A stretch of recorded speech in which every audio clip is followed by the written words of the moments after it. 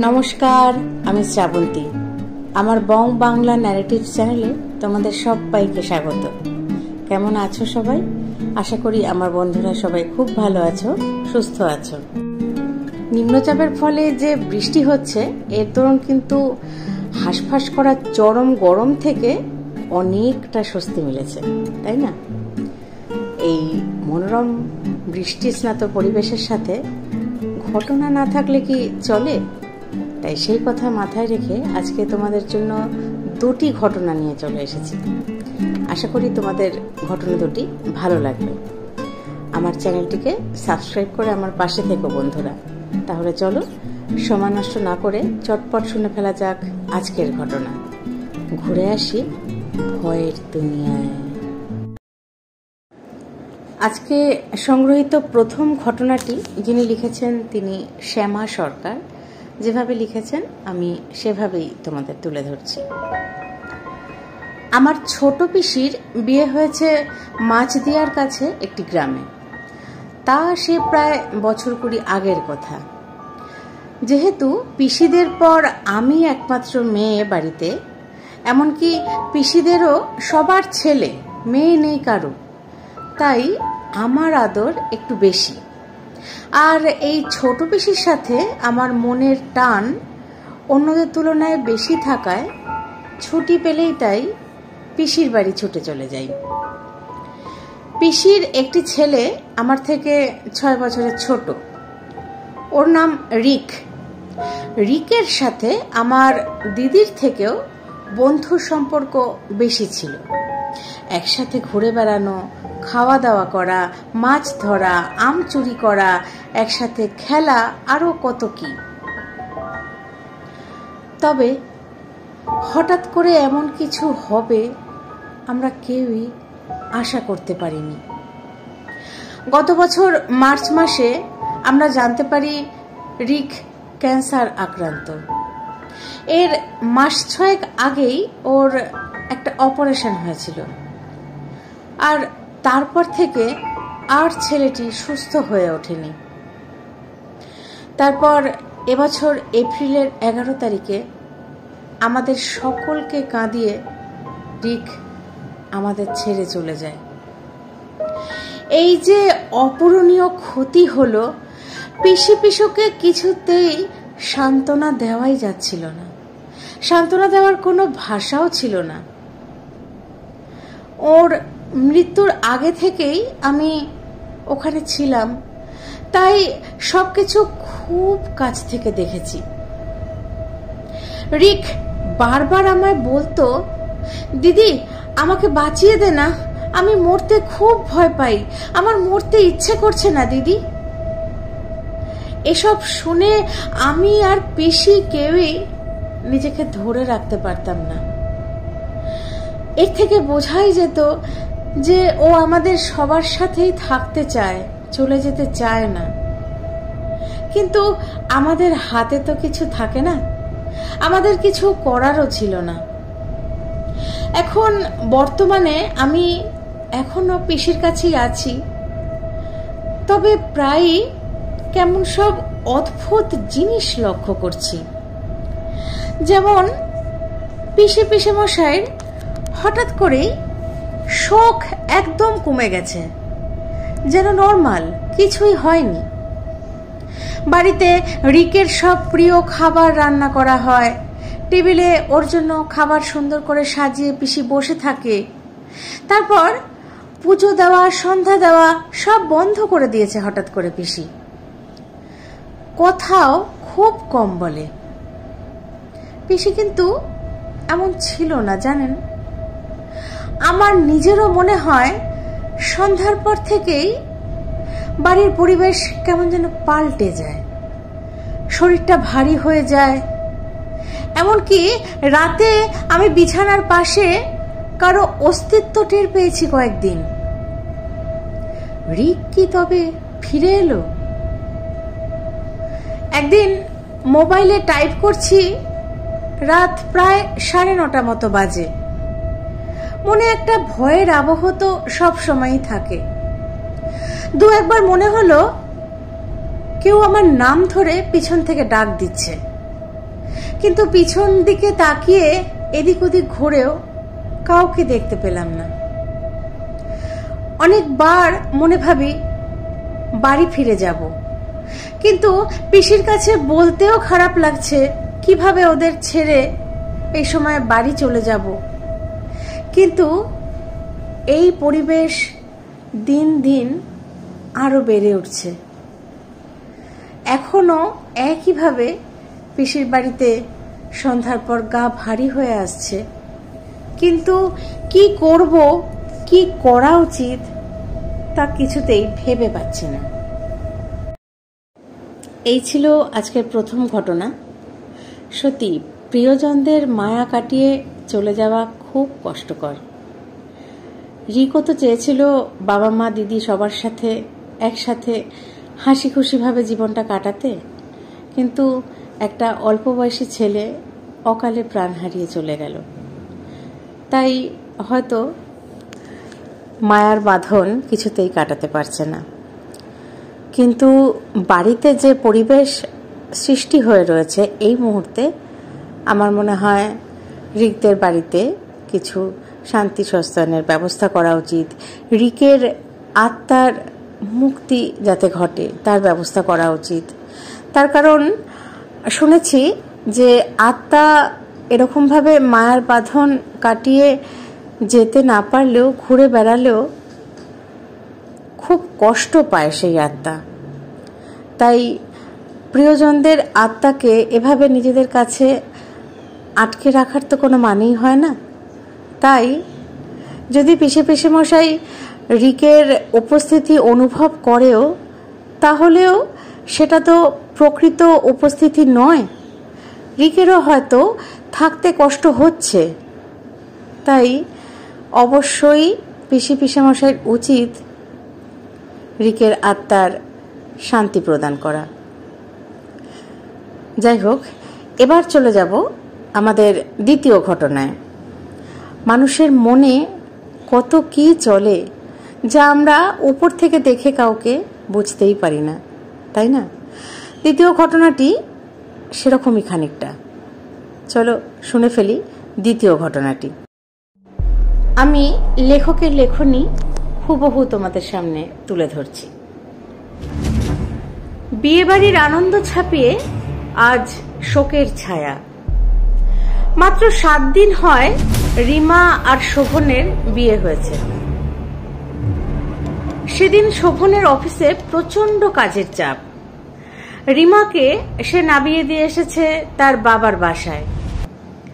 অফিসে শোভন যখন কাজে ব্যস্ত, তখনই এলো রিমার ফোন। প্রচন্ড ভয়ার্ত কণ্ঠস্বর।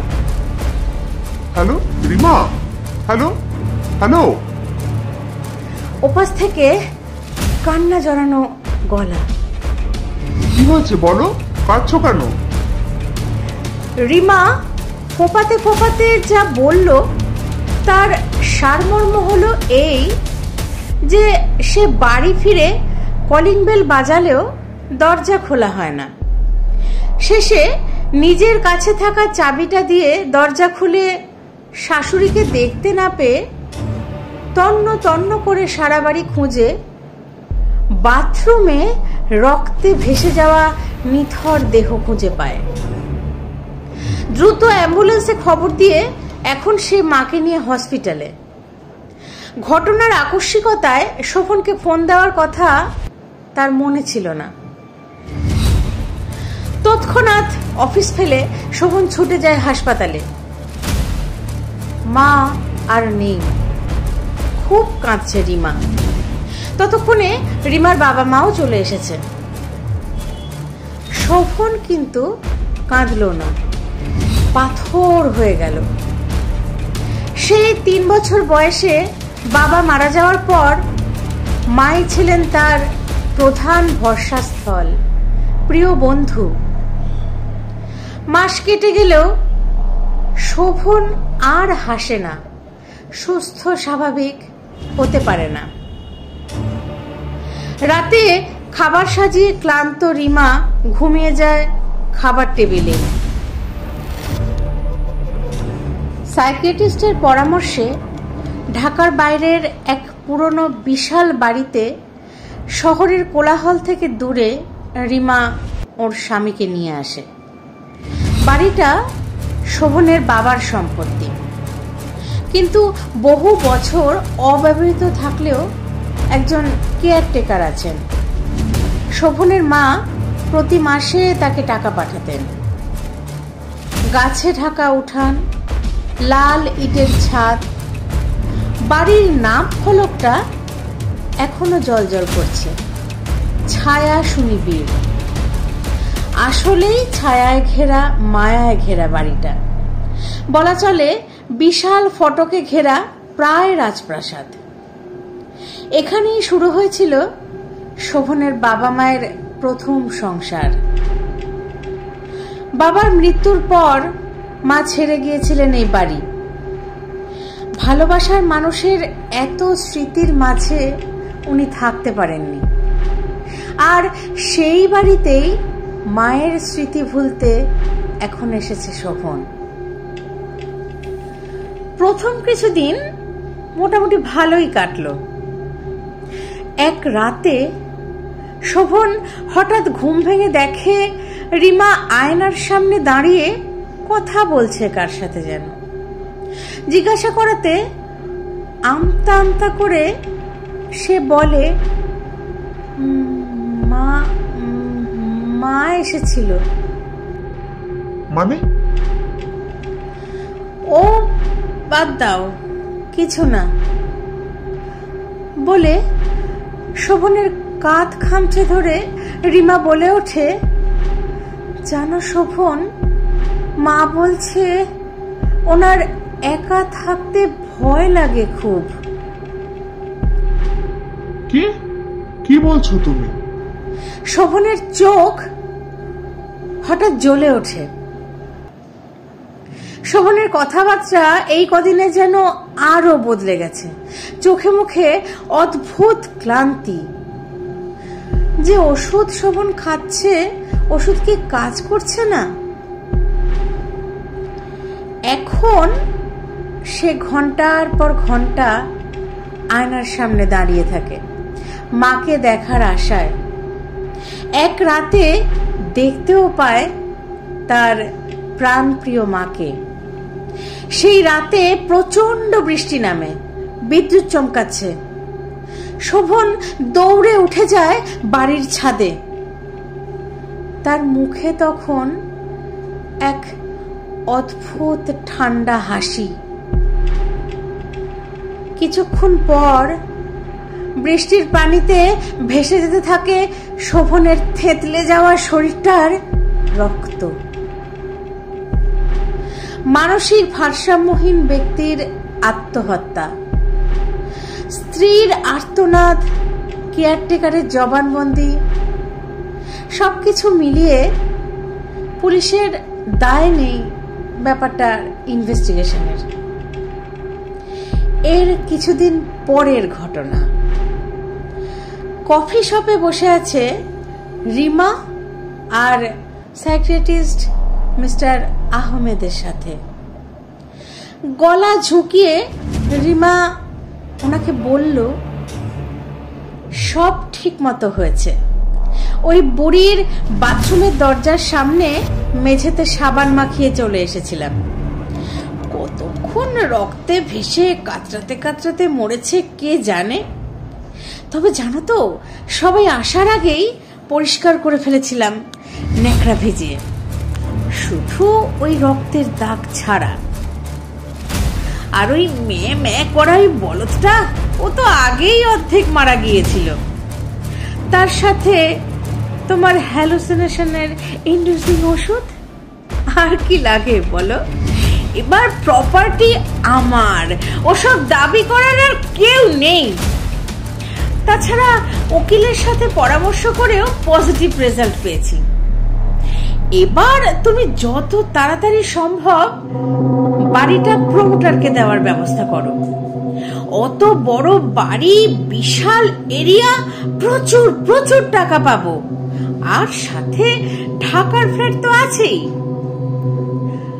আশা করি এবার আমার বাবা মায়ের আর আপত্তি থাকবে না তোমার মতো দোজবরের সাথে বিয়ে দিতে, কারণ আমিও তো এখন বিধবা, তাই না? পিশাচিনীর মতো হেসে ওঠে রিমা। কিন্তু এত কথার মাঝে রিমা লক্ষ্য করে না ঠিক ওর পেছনে কফি শপের ডেকোরেশনের জন্য সাজানো আয়নার প্রতিবিম্বে দেখা যাচ্ছে রক্তে ভেজা কাদামাখা শোভন আর রক্তাক্ত মৃত শাশুড়ি।